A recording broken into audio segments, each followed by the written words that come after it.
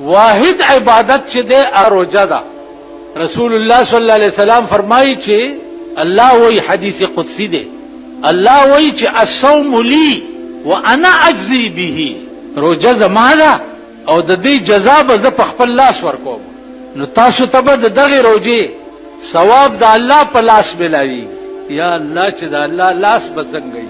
یو روایت دا ده چې الصوم لی وانا اجزا به، روزه زما ده او د روزه په بدل کې به روزدار ته زه ورکړل کېږم. الله وایي د روزه په بدل کې به روزدار ته زه ورکړل کېږم، یعنی زه به د روزدار شم. په دې لنډۍ بوچای روزه باندې الله بستا شي.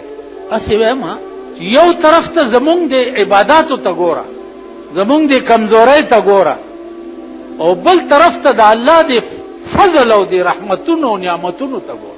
او یو ور درته کوم عزیزانو چې دا وورئ، نن سبا خو روجماتي دپاره د خلکو سسه نخرې جوړې کړي. په خپل علاقې کې چې کوم ځای اوسېږئ دا کوشش به کوئ چې اسې نه چې د روجماتي وختي او د چارو جماعت نه وي، بیا به تباه شئ، غرق به شئ. په خپل علاقې کې به دا سروې کوئ چې اسې نه چې څوک بې پښمني پاتې نشي، څوک بې چایو پاتې نشي.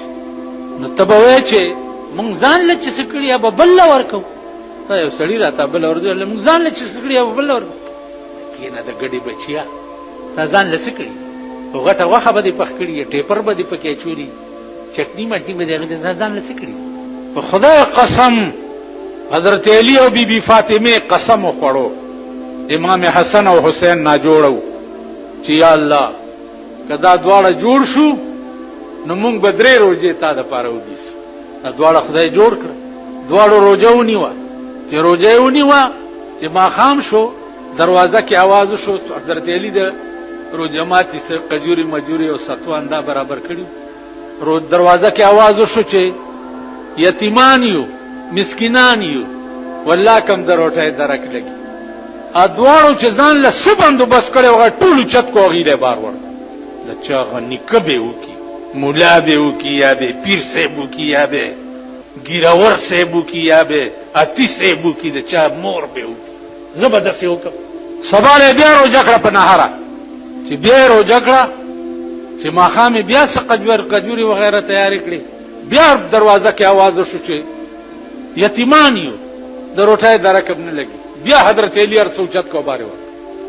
بی بی فاطمه هم ورته داسې نه وایي چې دا څه کوې، مونږ به نه خورو.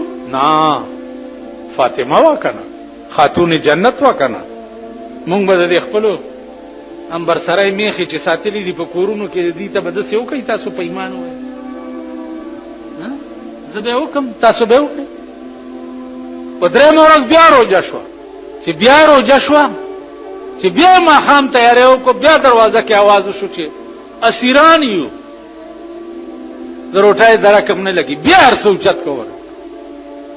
قرآن راغی چې یوفون بالنذر ویخافون یوما کان شره مستطیرا ويطعمون الطعام على حبه مسكينا ويتيما واسيرا.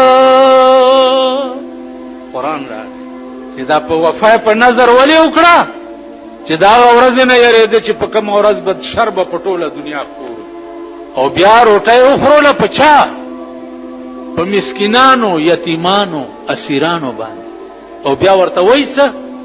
انما نطعمکم لوجه الله، روټۍ خدای د پاره در باندې وخوروله. لا نريد منکم جزاء ولا شکورا،